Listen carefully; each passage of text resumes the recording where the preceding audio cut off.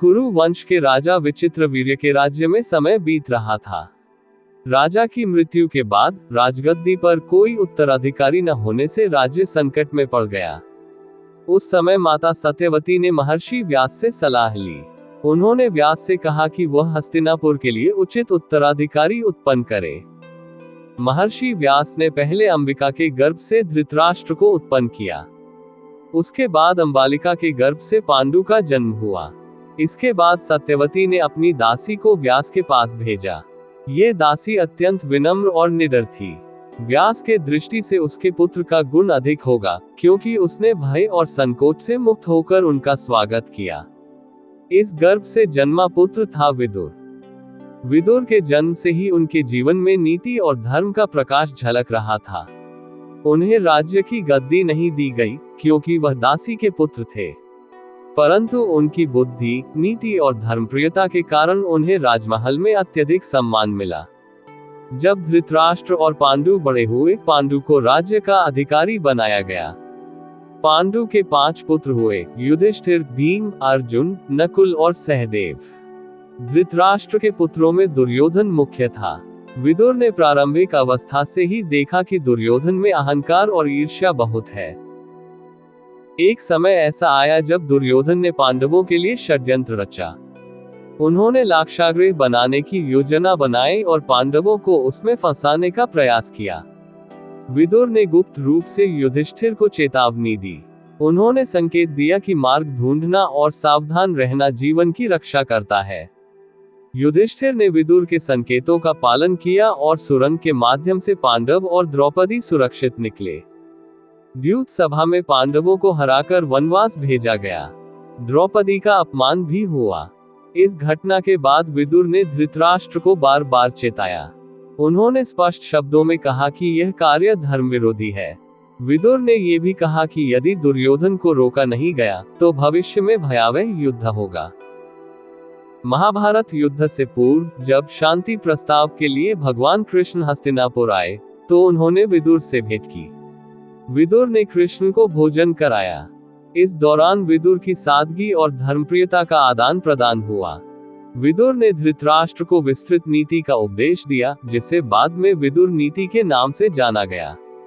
उन्होंने राजा को समझाया कि राज्य और प्रजा का कल्याण सर्वोपरि है। सच्चाई और धर्म के मार्ग से विचलित नहीं होना चाहिए। सच्चे मंत्री वही हैं जो कटु सत्य भी कहने से न डरे। लोभ, क्रोध और अहंकार से बचना चाहिए। न्याय, दया, क्षमा और प्रजा के कल्याण के लिए हर निर्णय लेना चाहिए।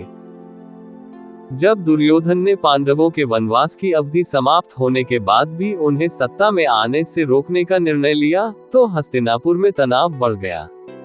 दुर्योधन ने कौरव सेना को तैयार किया और पांडवों के खिलाफ युद्ध की योजना बनाई।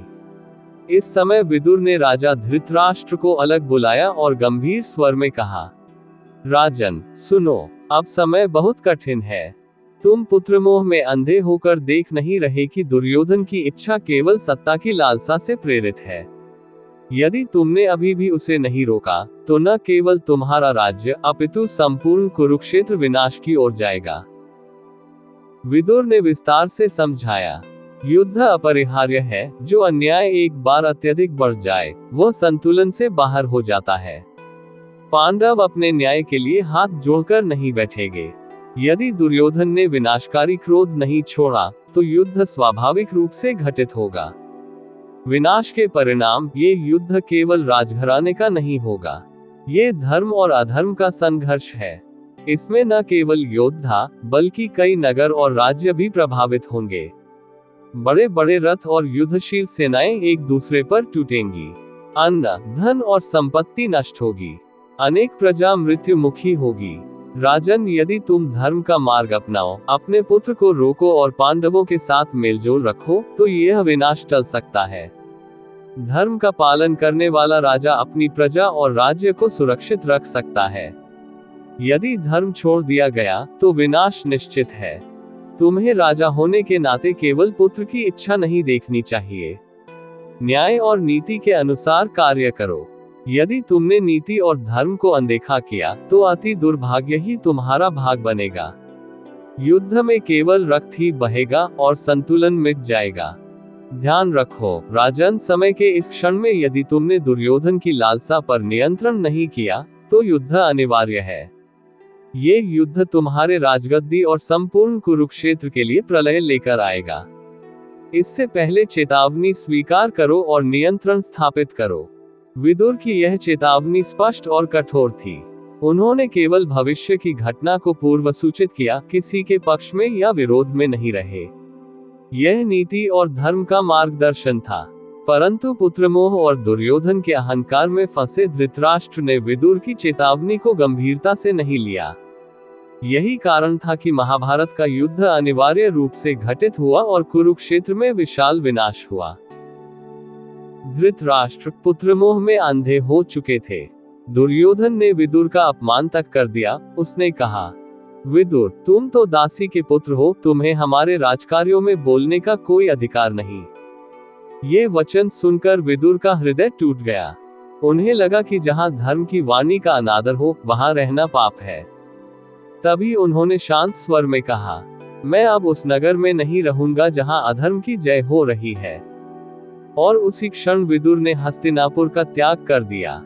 विदुर ने नगर छोड़कर वन की ओर प्रस्थान किया। वे साधारण वस्त्र धारण किए, हाथ में केवल एक दंड और कमंडल लिए और राजपथ छोड़कर एकांत जंगलों में चले गए। उनका जीवन अब संपूर्ण साधना बन चुका था। उन्होंने किसी आश्रम का सहारा नहीं लिया। कभी नदियों के तट पर, कभी वृक्षों के नीचे, कभी गुफाओं में बैठकर ध्यान करते। वे केवल जड़ी बूटियां और फल खाते और दिन रात ईश्वर के ध्यान में लीन रहते। विदुर का जीवन अब एक ऋषि के समान था। राजनीति, संबंध या सुख सुविधाओं से बिल्कुल परे। कहा जाता है कि वे कई वर्षों तक महर्षि व्यास के आश्रम के निकट ही रहे। महर्षि व्यास समय समय पर उनसे मिलने आते और धर्म, नीति और आत्मा के विषय में संवाद करते। व्यास ने विदुर से कहा था, तुमने धर्म की रक्षा की, इसलिए तुम स्वयं धर्मस्वरूप हो गए हो। महाभारत युद्ध समाप्त हो गया। कुरुवंश का लगभग समूचा नाश हो चुका था। जब ये समाचार विदुर तक पहुंचा तो उन्होंने गहरी सांस ली और कहा, ये वही परिणाम है जिसकी चेतावनी मैंने दी थी, परंतु किसी ने मेरी वाणी पर ध्यान नहीं दिया। इसके बाद उन्होंने मन में ठान लिया कि अब शेष जीवन ईश्वर में लीन होकर बिताएंगे। वे और भी गहरे वन में चले गए जहां न कोई मनुष्य था, न कोई प्राणी उन्हें बाधा पहुंचाता। वहां वे महर्षि व्यास के आश्रम के समीप एक कुटी में तप करने लगे। वेद ज्ञान और आत्मज्ञान की अग्नि में वे निरंतर साधना करते रहे। कई वर्षों बाद जब उनका शरीर अत्यंत क्षीण हो गया, तब महर्षि व्यास स्वयं उनके दर्शन करने आए। व्यास ने देखा कि विदुर अब स्थिर बैठे हैं, आंखें बंद हैं, सांसें बहुत हल्की हैं और उनका चेहरा दिव्य तेज से दमक रहा है। व्यास ने कहा, विदुर, तुमने जो जीवन जिया वह किसी ऋषि से कम नहीं। तुम्हारे तप का फल तुम्हें मोक्ष प्रदान करेगा। विदुर ने धीरे से मुस्कुराया और बोले, भगवान, मेरा जीवन यदि धर्म के लिए उपयोगी रहा तो वही मेरा वरदान है। इतना कहकर उन्होंने अपनी दृष्टि आकाश की ओर उठाई और योगबल से अपनी प्राण शक्ति ब्रह्म में विलीन कर दी। उनका शरीर वहीं शांत हो गया। कोई शोक नहीं, कोई अग्नि संस्कार नहीं, केवल मौन, जैसे वायु में दीपक की लौ समा जाए। विदुर की मृत्यु को योग मरण कहा गया है, यानी आत्मबल से शरीर का त्याग। उनकी आत्मा ने कोई पुनर्जन्म नहीं लिया, क्योंकि वे कर्म, मोह और राग द्वेष से पूर्णतः मुक्त हो चुके थे। महर्षि व्यास ने कहा था, विदुर अब ब्रह्म में लीन हो गए हैं। जो सत्य, धर्म और नीति की बात करता है, वहां विदुर की आत्मा विद्यमान रहती है।